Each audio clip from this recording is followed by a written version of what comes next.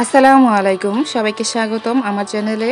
তো আজকে আপনাদের জন্য নিয়ে আসছি একদম ইউনিক ও নতুন স্বাদের রেসিপি কাঁকরোলের বড়া। যারা প্রতিদিন ভাতের সাথে একটু ভিন্ন স্বাদ চান তাদের জন্য এইটু হবে একদম পারফেক্ট রান্না।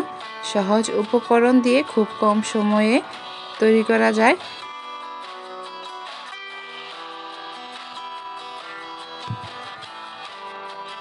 তো অনেক ধরনের বড়া রেসিপি খেয়েছেন কাঁকরোলের বড়া, তো আমি আজকে একটু অন্যরকমভাবে বড়া রেসিপিটা করব।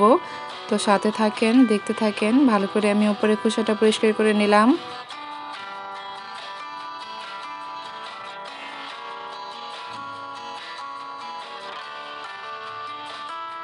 দেখেন খোসাটা পরিষ্কার হয়ে গেছে। এখন আমি এটাকে কেটে নেব।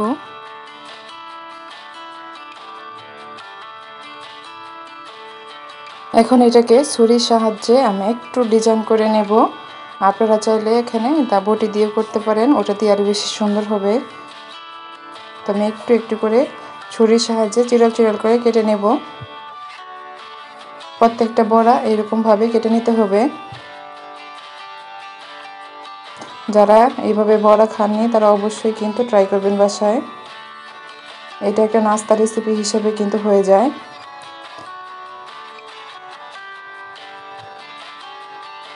দেখেন কত সুন্দর হয়েছে।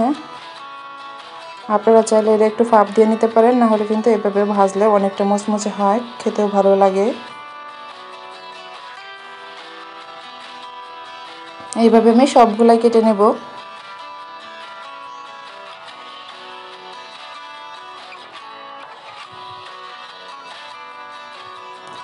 ছুরি দিয়ে করলে একটু সময় লাগে, বটি দিয়ে করলে কিন্তু তাড়াতাড়ি হয়ে যায়।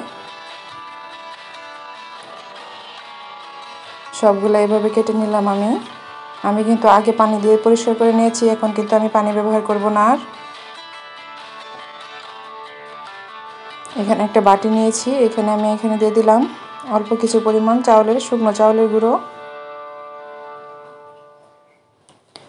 এখানে দিয়ে দিব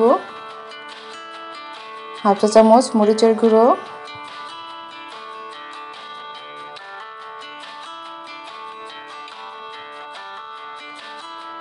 আর দিয়ে দিব এখানে চাট মশলার গুঁড়ো। এটা দিলে একটু খেতে ভালো লাগবে। স্বাদ অনুযায়ী লবণ,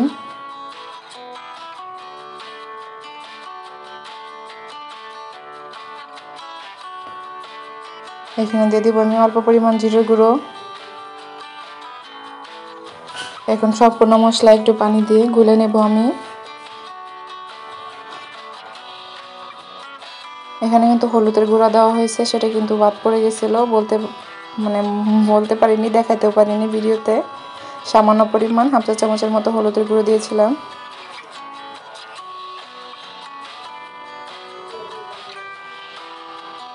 এখন সম্পূর্ণ মশলা ভালো করে মিক্স করে নেব।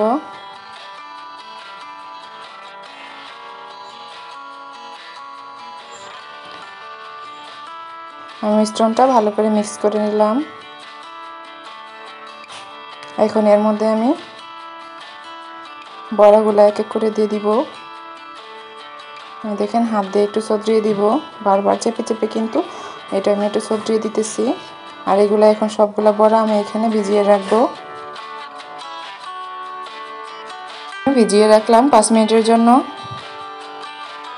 এদিকটাই আমি তাওয়ায় তেল গরম করে নিলাম। আমি বেশি তেলে ভাজবো না, এমনি কিন্তু অনেকটা মোচমোচা হবে, আপনারা দেখতে থাকেন। তো এই তেলে আমি এখানে বড়াগুলো দিয়ে দিব, তুলে তুলে এক এক করে সবগুলো বড়া দিয়ে দিব আমি। বড়াগুলো অনেকটাই কিন্তু ছড়ানো আছে, তারপরেও হাত দিয়ে চেষ্টা করবেন যেন একটু সরিয়ে দেওয়ার জন্য।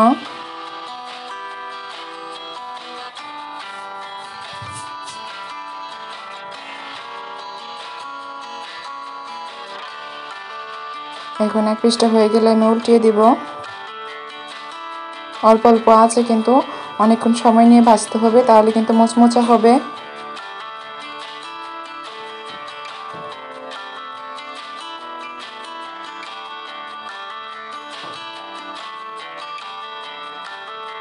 আমি চামচের সাহায্যে আমি একটু একটু চাপ দিয়ে এগুলো আমি একটু সরিয়ে দিলাম।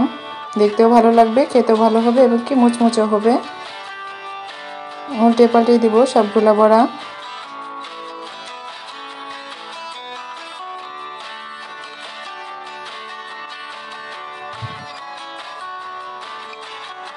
এক পিসটা ভালো করে কালার হয়ে গেলে আরেক পিসটা উল্টিয়ে দিবেন। এখানে আমি অল্প আঁচে চুলায় রেখে বড়াগুলো আমি মুচমুচা করে ভেজে নেব। খেয়াল রাখতে হবে এক পিসটাও যেন পুড়ে না যায়। বারবার উল্টে পাল্টে দিয়ে দুই পিসটাই কিন্তু আমি মুচমুচা করে ভেজে নেব।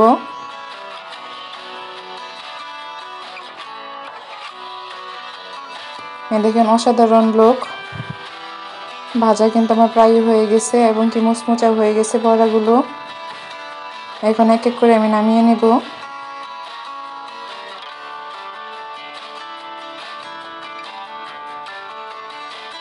ডিজাইনটাও কিন্তু সুন্দর হয়েছে দেখেন বড়া। এখন আপনাদেরকে দেখাই।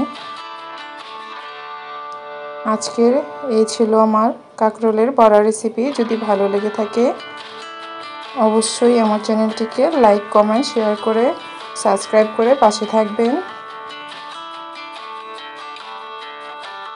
দেখতে কতটা অসাধারণ হয়েছে।